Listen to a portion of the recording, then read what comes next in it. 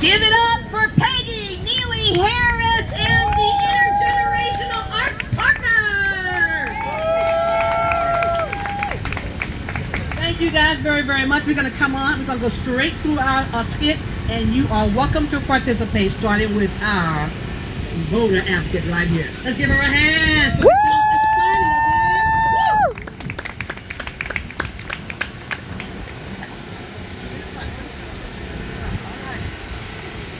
Okay, everybody, she's going to give you some instructions really, really quick, and then you have to do what she says, all right?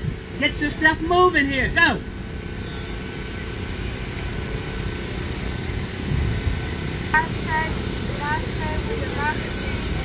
Okay, here you go. Stand up, fight back. Stand up, fight back. Hold your rights. Stand up, fight back. Voter rights are under attack. What do we do? Stand up, fight back. Voter rights are under attack. What do we do? Stand up, fight back. Woo! Awesome.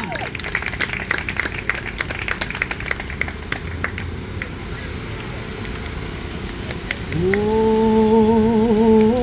freedom. Oh, freedom. Oh, freedom over me, over me. And before I be a slave, I'll be buried in my grave and go home to my Lord and be free. No more crying. No more crying. No more crying. No more crying over me, over me. And before I be a slave, I'll be buried in my grave and go home to my Lord and be free.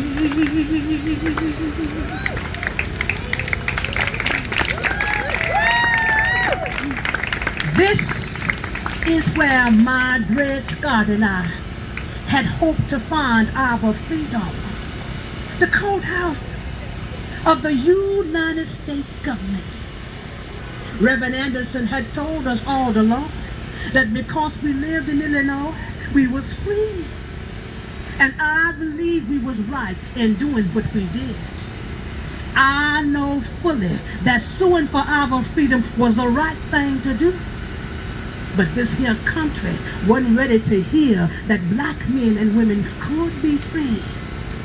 So my poor Dred Scott and I judged to be nothing. Nothing but somebody else's property.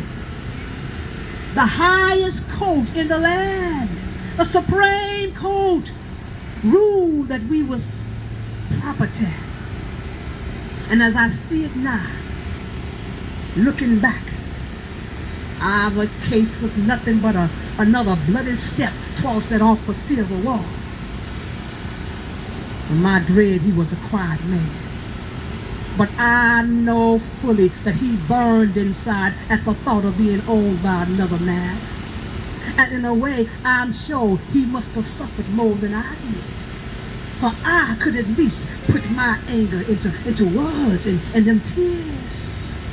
But my poor Dred Scott, he kept it all locked up inside of himself, like a steel cage around his heart.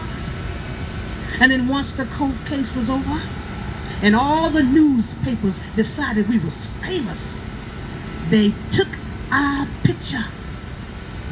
Now that to me was just another sin against God. You see, we wasn't good enough for the town folk before. But now they wanted to use our pictures to help sell their newspapers. Well, I wanted none of it. And I wouldn't have it. And finally, our good friend, Mr. Taylor Blow, our good white friend, our original owner, he just took it upon himself to go on and set us free. But now, I never understood just why it was up to another man to tell us we was free folk anyhow. I thought only God could decide for his peoples. But let me tell you, nothing tasted as good and sweet as that freedom when it finally came. You should have seen my Dread's face when he heard that news. Oh, it could have lit up this entire courtroom. And then he lifted our two little old daughters, Lizzie and Liza, clean off their feet, child. And then he just danced, and he danced, and he danced all around the room. Me, I just laughed.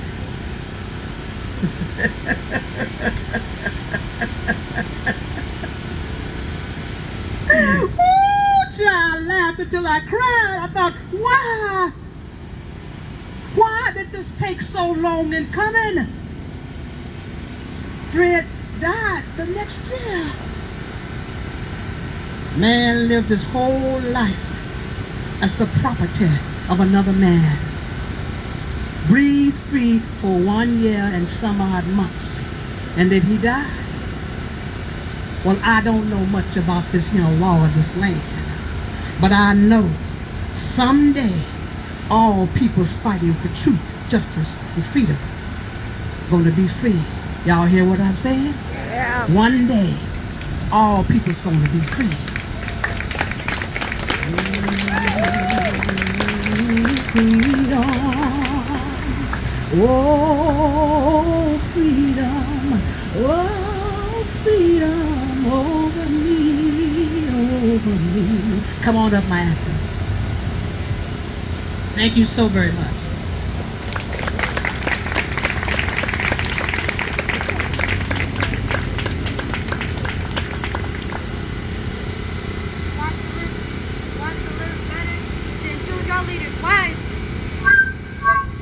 Want to live better?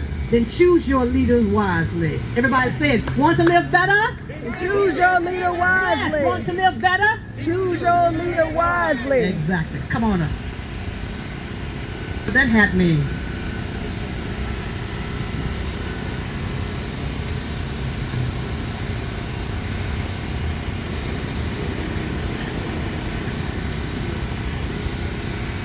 If I were Dorothy Height today, I would tell you that I was born on March 24th, 1912 in Richmond, Virginia. But my parents later moved on to Pennsylvania. And all that I've learned over the years in my dealings with organizing and in the civil rights movement, I would surely tell you this. Greatness is not measured by what a man or a woman accomplishes, but by the opposition he or she has overcome to reach his or her goals. Now, despite my grand style fashion has adorned with the finest of plums, bows, beads, and threads, don't mistake me for just a fashion statement. Because what I was most proud of in all my career was that I, Dorothy Irene Height, was one of the organizers of the famous March on Washington with Dr. Martin Luther King. And I became the president of the National Council of Negro Women in 1963. And yes, I believe it was possible for all women, black and white, to come together and create a big picture of cohesiveness for humanity's sake. And I worked hard just to do that. You see, back in those days, a black woman born in 1912 was hardly thought of as a woman of means. And surely not a woman who could achieve much from the community in which I was born, in Richmond, Virginia. But like all of the African American parents of good intentions and hard-working goals, during the Jim Crow era, many of us succeeded against a lot of those odds. I excelled as a student, and I went on to New York and School of Culture, Education, and Human Development, New York University, and Columbia University. I earned a BA in Education and a Master's in Psychology. I have over 24 honorary degrees. Oh my. All We right. would not have enough time today to run down the list of my activists' many accomplishments. No brag, just facts. But did you know that I counseled President Dwight D. Eisenhower, Eleanor Lyndon B. Johnson, and I pushed to integrate all the YWCAs nationwide as a unified front? Yes, honey, that was me. Now, honey, I was even called the godmother of the civil rights movement. So yes, I overcame a lot of opposition to make sure something, of course, make sure something of myself. But better yet, I worked tirelessly to make something happen for the people of these United States. So today, I celebrate you. I celebrate with you in spirit, in honor the late Congressman John Lewis, and urge you to press forward for representation, justice, freedom for all, and to continue to fight for the power of the vote. Hats off to you. Thank you.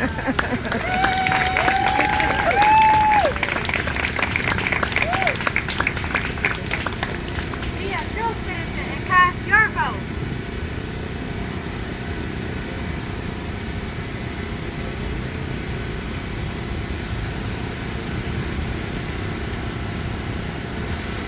Oh, yes.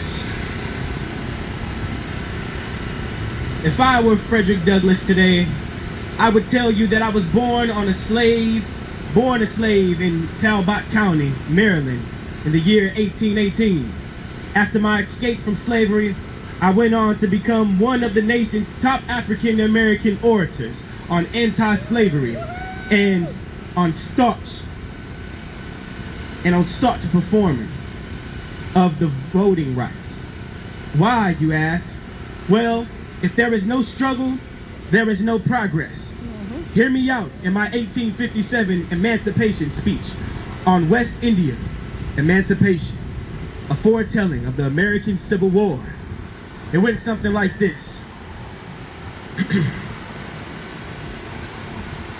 The general sentiment of mankind is that a man who will not fight for himself when he has the means of doing so is not worth being fought for by others.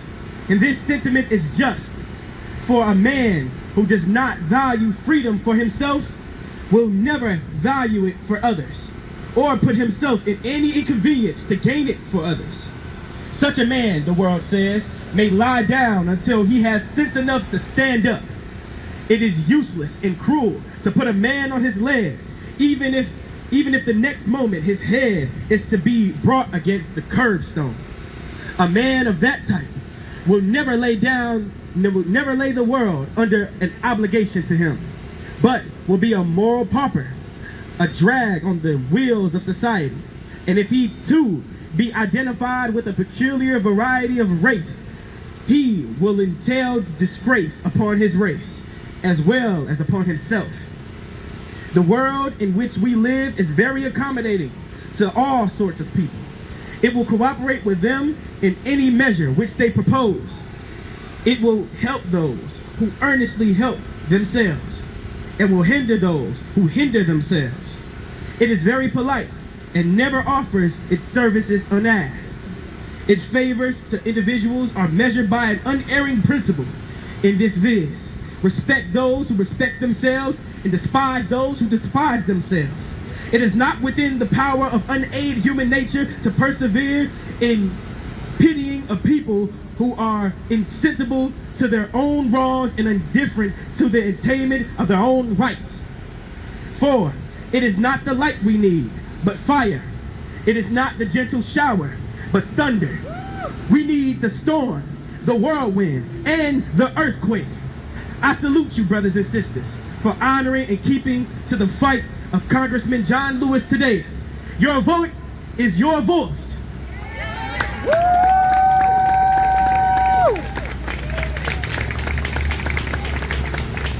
Thank you, Mr. Frederick Douglass. All right, we're going to give you a little bit of instrumentalist here. And I know you all will love this. You can rock, you can sway, you can clap your hands, whatever you want to do. But Mr. T-Jazz is coming up one of Miracle favorite numbers. Favorite numbers. You're going to love this one, all righty? Awesome. And this is Dad holding the mic for him, okay? I know that's right.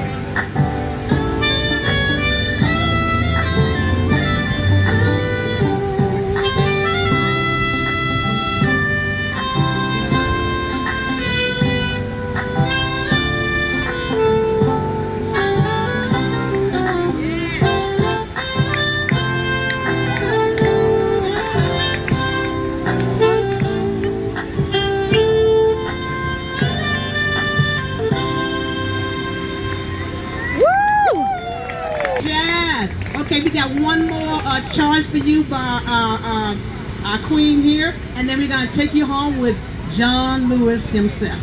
You want to hear this one? Your vote can be the next big change. Awesome. Congressman John Lewis. Frank is much better. Yes, it is. I figured you would have thought about that a few times. I'm just gonna go my role and use the little thing, but like, I mean, I don't know. You did good. You did good. Hey, see that ice cream truck over there. Just If walk I around. were Congressman John Lewis today, this is what I would tell you. Right here, right now, I would tell you to wake up and get into good trouble. Your vote is the most precious, almost sacred. It is the most powerful, non-violent tool we have to create a more perfect union. I would tell you today that we created a more perfect union. I would tell you today that I was the one of the 13 original Freedom Riders back in May 1961, traveling from Washington to New Orleans because of unjust laws for riding buses across state lines, and many other laws that hamper with our safety and civil rights. And now I want to tell you that both truth and lies have already been written about me, and I will not try to prove my life's work. You've read all about me, as I have been around some of the finest men and women activists who have fought tirelessly for humanity and make me the better man for it. Oh, you can't even imagine. Well, I'm fine just where I am with my life's work, and I'm at peace with myself. But let me just tell you a little bit of my proudest moments in history. Right. On August 28, 1963, at the March on Washington, I said something like this. We march today for jobs and freedom, but we have nothing to be proud for hundreds and thousands of our brothers are not here, for receiving starving wages or no wages at all, while we stand there where the sharecroppers of the Delta of Mississippi, who are out in the fields working for less than $3 and $12 a day. We stand here where there are students in jail on trumped-up charges, while our brother James Farmer, along with many others, also in jail. We come here today with great sense of misgrieving. It is true that we support the administration's civil rights bill. It is with support and great reservations, however. It will not protect the hundreds and thousands of people who have been arrested on trumped-up charges. And as it stands now, the voting section of this bill will not help thousands of black people who want to vote. It will not help the citizens of Mississippi, of Alabama, of Georgia, who are qualified to vote, but lack a 6th grade education. One man, one vote is an African cry. It is ours too. It must be ours. We must have legislation that will protect the Mississippi sharecropper who was put off his farm because he dares to register to vote. We need a bill that will provide for the homeless and starving people of this nation. We need a bill that would ensure the equity of the maid who earns $5 a week in the home of the family whose total income is $100,000 a year. We must have a good FEPC bill. My friends, not let us forget that we are involved in a serious social revolution. By large, American politics is dominated by politicians who build their career on immoral promises and ally themselves with open forms of political, economic, and social exploitation. There are exceptions, of course. We salute those. But what political leader can stand up and say, my party is the party of principles? For the party of Kennedy, that is also the party of Eastland. The party of Javits, that is also the party of Goldwater. Where's our party? Where's the political party that can make unnecessary to march on Washington? To those who have said, be patient and wait, we said that we cannot wait and be patient. We do not want our freedom gradually. We want freedom now. Amen. I appeal to all of you to get into this great revolution that is sweeping the nation. Get in and stay in the streets of every city, every village, and hamlet of this nation until true freedom comes true. Until the revolution of 1776 that is complete, we must get in this revolution and complete the revolution. For in the Delta of Mississippi, in the southwest of Georgia, in the Black Belt of Alabama, in Harlem, Detroit, Michigan, Philadelphia, and all over this nation, the black masses are on a march for jobs and freedom. And may I add for today, voting rights. If not when, if not now, when? If not us, who? Get into good trouble. Tell them what's up. To all of you out here today, I want to thank you from the bottom of my heart for this precious vigil today. And to the Missouri Voter Protection Coalition, I am honored. And I charge all of you to stay in good trouble. Tell them what's up. Yup, speaking facts. In a little town, oh, just like the river I've been running ever since. It's been a Come on now. long time coming, but I know that a change gon' come. Yeah. Oh, yes, it will. Sir John Lewis. It's been too hard living, Yeah. but I'm afraid to die. 'Cause I don't know what's up there beyond the sky. It's been a long, long time coming, but I know that a change gon' come. Oh, yes, it will. Yeah. 'Cause I go to the movies and I go downtown, but someone keeps telling me, don't you hang around. It's been a long, long time coming, but I know that a change gon' come. Oh, yes, it will.